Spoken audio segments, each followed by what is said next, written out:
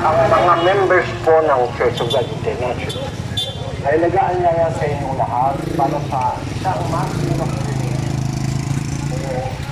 ng pag-aaral. Salamat sa Diyos. Ano po ba ito mga kapatid? Pag-aaralan natin ano ba ang mga utos dito, mga aral dito, aral ng sakit na para sa ating panahon.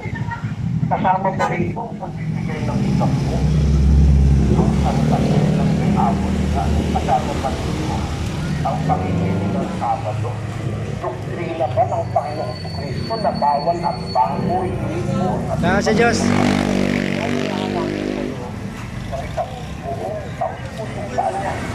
Na sana'y pagbigyan ninyo mga kapatid, kung kayo po ay mayroong pagnanasang makaalam ng mga aral na tunay na doktrina ng ating Panginoon.